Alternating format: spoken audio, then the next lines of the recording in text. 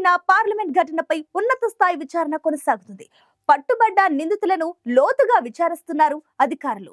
నిందితులు వేసిన మొదటి ప్లాన్ విఫలమైతే అమలు చేసేందుకు మరొక ప్లాన్ సిద్ధంగా ఉందట. అంత పకడ్బందీగా ప్లాన్ వేశారు మరి.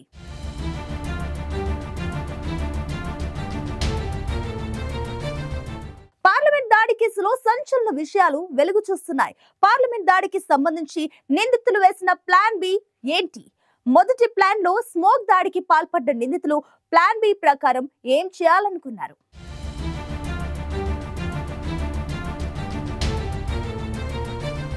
పార్లమెంటులోకి చొరబడి స్మోక్ దాడికి పాల్పడ్డ కేసులో ప్రధాన నిందితుడు లలిత్ ఝాను ఢిల్లీ పోలీసులు స్పెషల్ సెల్ అరెస్ట్ చేసింది. స్పెషల్ సెల్ విచారణలో లలిత్ సంచలన విషయాన్ని బయటపెట్టాడు. వాస్తవానికి పార్లమెంటు మీద దాడి కోసం 2 ప్రణాళికలు రూపొందించినట్లు వెల్లడించాడు. ప్లాన్ ఏ విఫలమైతే ప్లాన్ బి ద్వారా పార్లమెంటులోకి చొరబడేందుకు వాళ్లు సిద్ధంగా ఉన్నారట. దీంతో నిందితులు పార్లమెంట్లోకి చొరబడేందుకు ఎంత పకడ్బందీగా ప్లానింగ్ చేశారో అర్థం చేసుకోవచ్చు. పార్లమెంటు చొరబాటు కేసులో మొత్తం 8 మందిని అరెస్ట్ చేశారు పోలీసులు. ఇందులో మనోరంజన్, సాగర్ శర్మ, అమోల్ షిండే, నీలం వర్మ, లలిత్ ఝా ఉన్నారు. గురుగ్రామ్లో విక్కీ అనే వ్యక్తికి కూడా అరెస్టు చేశారు. దీంతో పాటు మహేష్ కైలాష్లను కూడా అరెస్ట్ చేశారు.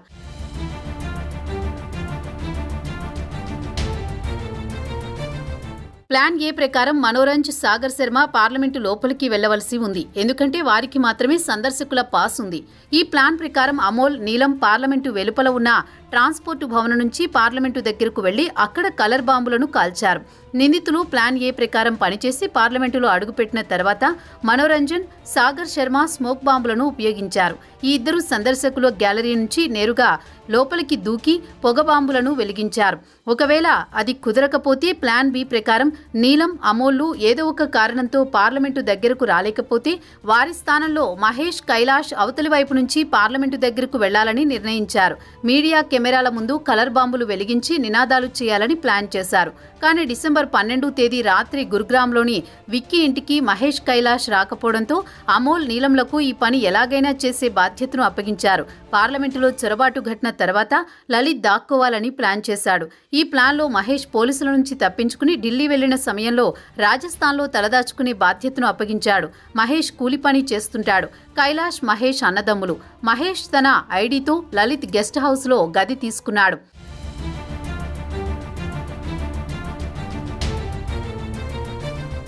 దేశవ్యాప్తంగా సంచలనం రేపిన పార్లమెంటు ఘటనపై ఉన్నత స్థాయి విచారణ కొనసాగుతోంది. పట్టుబడ్డ నిందితులను లోతుగా విచారిస్తున్నారు. పార్లమెంటుపై దాడికి పాల్పడ్డ సాగర్ శర్మ, మనోరంజన్, నీలం, అమోల్ షిండే, విక్కీ శర్మ, అతని భార్యను అదుపులోకి తీసుకుని విచారిస్తున్నారు పోలీసులు. అయితే ప్రధాన సూత్రధారి అయిన లలిత్ ఝా మాత్రం ఢిల్లీలోని కర్తవ్యపథ్ పోలీస్ స్టేషన్లో లొంగిపోయారు. వెంటనే ఇతనిని అరెస్ట్ చేసిన పోలీసులు విచారణ జరుపుతున్నారు. పార్లమెంటుపై దాడి చేసిన తర్వాత బస్సులో రాజస్థాన్లోని నాగౌర్కు వెళ్లి ఒక హోటల్లో ఉన్నట్లు తెలిపాడు లలిత్. అలాగే పార్లమెంటు బయట జరిగిన తతంగాన్ని మొత్తం వీడియో తీసి కోల్కతాలోని నీలాక్ష్ ఐస్ కు పంపినట్లు పోలీసులు నిర్ధారించారు. నీలాక్ష్ ఐస్ కోల్కతాలో ఒక స్వచ్ఛంద సంస్థ నడుపుతున్నట్లు తెలుస్తోంది. నీలాక్ష్ ను పట్టుకోవడం కోసం ప్రత్యేక బృందం ఇప్పటికే కోల్కతా చేరుకుంది.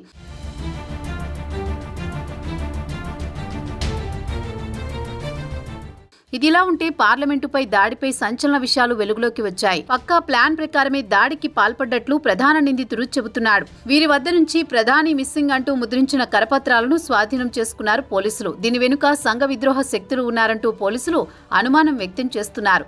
మరింత సమాచారం కోసం పట్టుబడ్డ నిందితులను ముంబై, మైసూర్, లక్నో తీసుకువెళ్లి విచారించాల్సిన అవసరం ఉందంటున్నారు ఇన్వెస్టిగేషన్ అధికారులు. ప్రధానిని కనిపెట్టిన వారికి స్విస్ బ్యాంకు నుంచి నగదు బహుమతి అంటూ ప్రకటన ఇచ్చేలా ముందుగా పాంప్లెట్లను ముద్రించినట్లు విచారణలో వెల్లడైంది. వీటిని కూడా పోలీసులు స్వాధీనం చేసుకున్నారు. అలాగే రైతుల ఆందోళనలు, మణిపూర్ అల్లర్ల నేపథ్యంలో దేశంలో దృష్టిని ఆకట్టుకోవడమే లక్ష్యంగా పార్లమెంటుపై దాడి చేసినట్లు నిర్ధారణ అయ్యింది.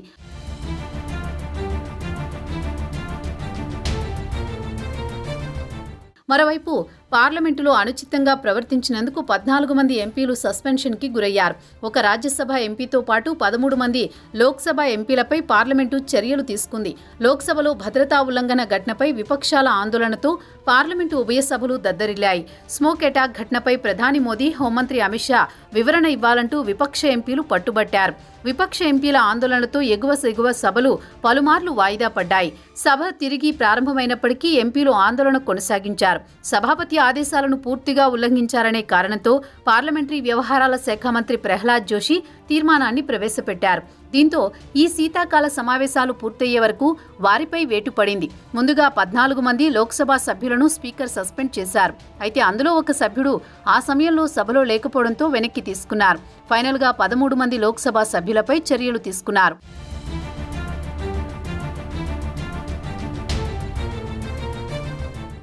పార్లమెంట్లోకి చొరబడి స్మోక్ దాడి చేసిన కేసులో ప్రధాన నిందితుడు లలిత్ జా పోలీసుల విచారణలో సంచలన విషయాలను వెల్లడించారు. వాస్తవానికి పార్లమెంట్ మీద దాడి కోసం 2 ప్రణాళికలు రూపొందించినట్లుగా వెల్లడించారు. ప్లాన్ ఏ విఫలమైతే ప్లాన్ బి ద్వారా పార్లమెంట్లోకి చొరబడేందుకు వాళ్ళు సిద్ధంగా ఉన్నారని తెలిపాడు.